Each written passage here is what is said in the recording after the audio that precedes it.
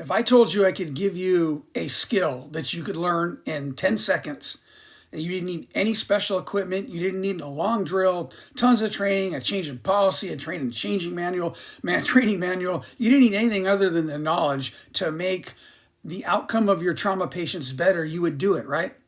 And this is what I want to provide you, and this is information that was provided to me really when I got schooled up by a trauma surgeon from San Diego quite a few years ago. And she taught me more in a few minutes that contributed to better patient outcomes, or at least me providing better patient care than I think anybody ever has when it's come to trauma care.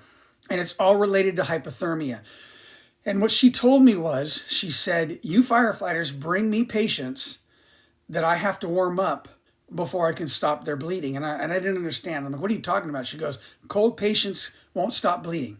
And I go, I don't get it. We're not in Chicago. We're not in Montana. We're in California. You're in San Diego. I'm in Ventura. What are you talking about? And what she said is, that's the point. You don't get it.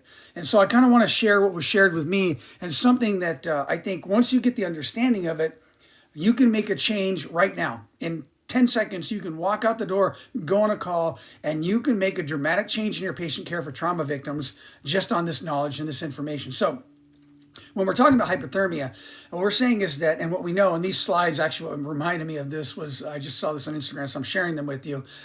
66% of trauma patients arrive hypothermic, and they're not coming from cold environments. They're coming from environments of over 77 degrees. So we're talking about your typical day in our county. They are getting hypothermic, and there's a lot of reasons for that. Some is based on the fact that they're bleeding and how their body's reacting to that, and a lot of it is related to how we're caring for these patients. And so even a small change in temperature can impact the ability for the body to clot, and it's the trauma triad.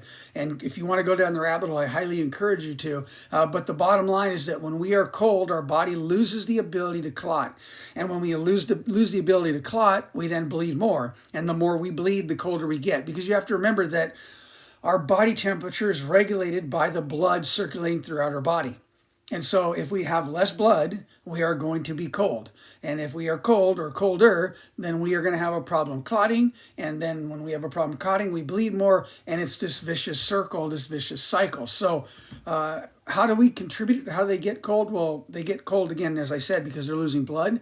They're in shock. They're having a hard time clotting. Their skin is wet because of the environment they're in. Their exposure during our assessment, cold IV fluids, which we don't give anymore because we're now giving warm blood. And then also the younger elderly have an additional issue with regulating heat.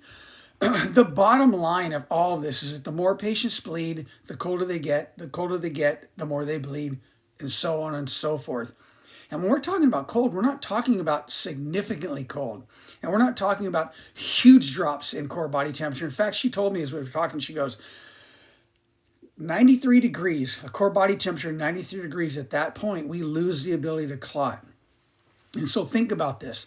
With a bag of normal saline at room temperature, if I was to connect you to a bag of normal saline at room temperature, in 15 minutes, that bag would drop your core body temperature to 93 degrees. Again, now you would lose the ability to clot.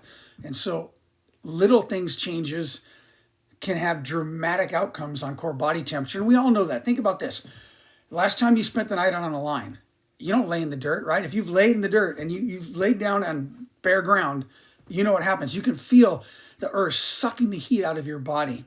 It's no different for our trauma patients. If you want to experience this, go put a pair of shorts on and go lay on the asphalt in the shade or on the concrete. You will feel heat being drawn from your body. And so we're talking about some really simple fixes and some simple things that we can do to make it better. So how do we interrupt it? First off, we take aggressive warming measures as soon as we get on scene. I want you to get to the point where when you see a patient, you're instantly thinking they're getting cold. So you aggressively cover them up. If you need to expose the skin, if you need to expose to see the injuries, expose enough to see what you need to see, and then cover them right back up immediately. Get them off the ground, put them on a backboard, put them on the gurney, get them out of the grass, take off their wet clothes if their clothes are wet, and then cover them up with a warm blanket. Limit the amount of time on scene in that environment. Warm the back of the ambulance. Here's the thing. if you're comfortable or if you're uncomfortably warm, that means your patient is probably uncomfortably cold, and it's impacting their hypothermia condition. So we should be uncomfortable. We should be sweating. We're in a turnout coat or we're in a brush coat. We're actively working. Of course, we're warm, but don't let your warmth and your comfort translate into you not taking care of your patient and not realizing that they're actually cold and getting hypothermic. Because again, it's not just the feeling of a cold, it's actually the dropping of the body temperature. And we need to prevent that as much as we can. So some takeaways. Hypothermia is predictable. It's going to happen on every call we go on. And because like I said, 77 degrees, you can become hypothermic when you're bleeding. We can't control all bleeding, and even if we can, they're still going to get hypothermic. And people have asked, well, what do you do for a hemorrhaging patient that's internal bleeding? You cover them. You prevent hypothermia. Hypothermia increases the mortality rate. It's one of the few things that we can do to help our trauma patients on scene. And we can do it every single time, and we should do it every single time. I'll find a video, it'll be easy to find, of a patient in some of their jurisdiction. It'll be a TC. I know I'll find one. And what you will see is you'll see a patient on a backboard, or you'll see them or on just the gurney, and their clothes will be cut off. They'll be exposed to the elements. I want you to get to the point when you see things like that, you go, oh, yeah, that's not good. That's bad. Be the person that steps up and prevents hypothermia. Be the person that goes, whoa, whoa, time out. Let's get a blanket on them. Hold on. Somebody turn the heater on in the ambulance. It blew me away, and I wish everybody could have been there when I got schooled up by this doctor. It blew me away how big a difference hypothermia makes. And hypothermia protection makes. So what I want you to do is go out there, continue to do what you're doing in your trauma assessments, continue to do the right care at the right time, getting people off scene as quick as you can. And then I want you to add to that now